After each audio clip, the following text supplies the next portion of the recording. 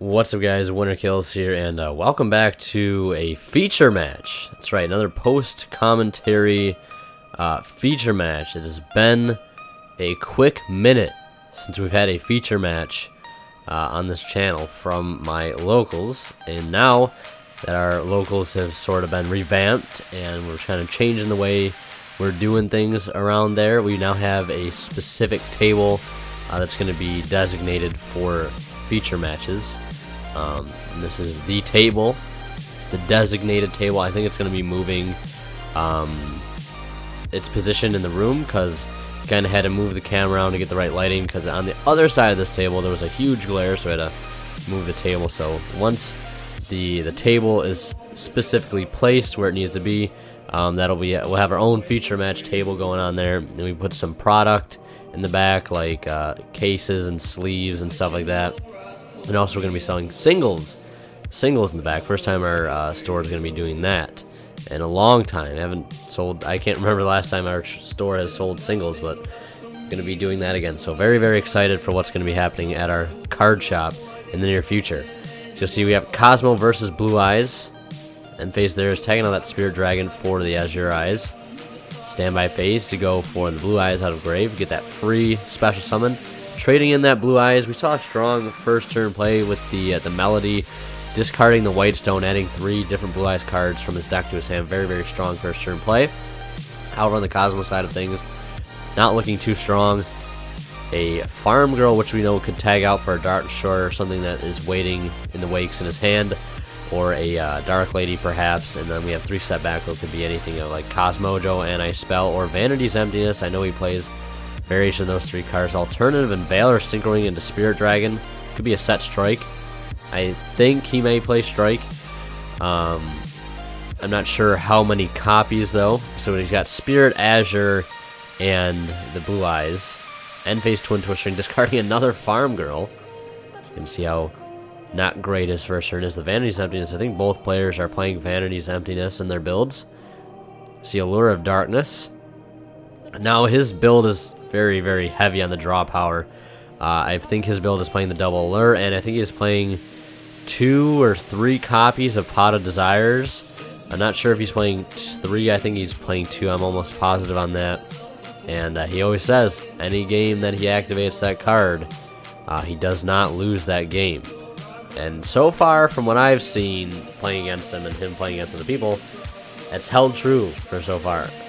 But I'm hoping to, next time I play him after this locals, I'll be able to maybe change that statement, or somebody will be able to. But still, as of now, been able to hold true to that statement where anytime he's activated Desires during that game, he will win that game.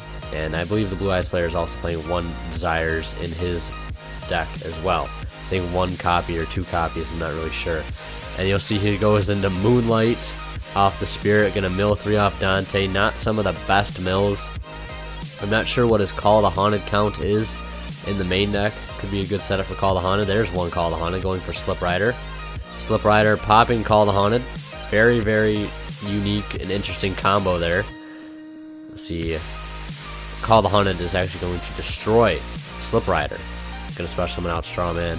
And Strawman will pay, I think, 500 to summon out the Slip Rider. Slip Rider will die again in the end phase due to Strawman's effect. Summoning out Tin Can, and then we'll see a Tin Can resolve.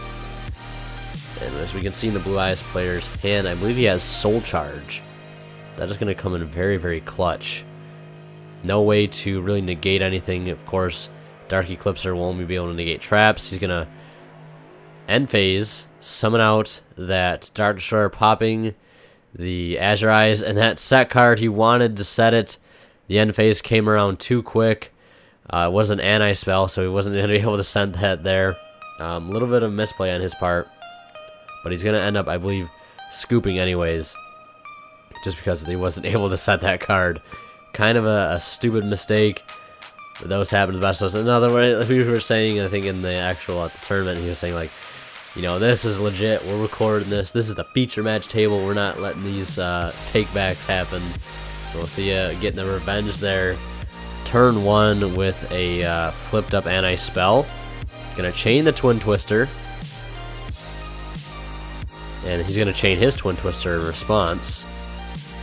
to destroy his Kozmo Town. Might as well to get some benefit out of there. I don't think his Blue Eyes deck plays too many threatening back row. I don't think he plays any back row at all. I think it might just be Twin Twisters and the like.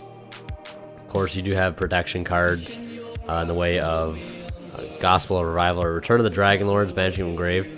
See, Pot of Desires resolve, banishing 10 face down, drawing 2 cards. Probably drew something very, very good off of that. So he has Soul Charge in hand. He's gonna activate another anti-spell. It's gonna be met with yet again another Twin Twister in the standby phase. Discarding Soul Charge, not too much of a help right now. We see Lava Golem in the grave. Lava Golem, one of his tech choices to side. I believe he sides 1 Gamma Seal and 1 Lava Golem in the side deck. Some interesting side deck choices, Lava Golem. We'll see Sage come down, grabbing the original White Stone of Legend. Set in the graveyard, you can add a Blue Eyes from deck to hand. Looks like he's going to pass there. Drawing E-Telly for turn. Very, very good card. He can go grab Farm Girl with that, and Farm Girl is live at the moment to go in and do what Farm Girl does best. 0 attack monster, no problem there. One of the scary... Ooh, there's a Solemn Strike. They're going to be shutting down that Farm Girl. One of the scary things, though, about that Sage is it does have 0 attack, level 1 monster. You just leave on your field. So it can leave you in a very rough position sometimes if you don't have enough protection by way of other trap cards like he has Strike. So I guess he is playing some defensive back row by the way of Strike. Was not aware of that. You can see, yeah, one of the dangers though is leaving yourself with those very small attack monsters. One thing about Blue Eyes is there are so many big monsters that you cannot just normal summon, but the monsters that you can normal summon are very, very weak and are susceptible to getting you OTK'd, especially when playing against Kozmo. And you see another Solemn Strike, shutting down his Tin Can. So I was definitely wrong about that with his build. He does play clearly some back row. Perhaps he sided those in, perhaps he didn't. Not too sure. I know the fact they did side, so if you're wondering, they did end up side decking. I believe they both agreed to side out Vanity's Emptiness. So we shouldn't see that in game 2 or 3. Yeah, they both agreed to side out Vanity's as it just being a more fair and balanced match that way. There's no one-sided games happening. We can see a fair and balanced match, as I said. So you see a 1-set back row for Kozmo. Could be anything really. It could be Cosmojo, not really too useful. Obviously, it could be Solemn Strike. Both players, as we know, playing Solemn Strike could be another anti-spell. I believe he does main 2 or 1 copies of anti-spell and then decides on the rest, I think, for game 2s and 3. See him summoning Sword Trooper summoning Farm Girl. Could go into a rank 3 play. No real good targets for Leviair, though. We'll see him strike the White Stone. Swinging for Farm Girl, getting the effect off, and yeah, we're going to go to game 3.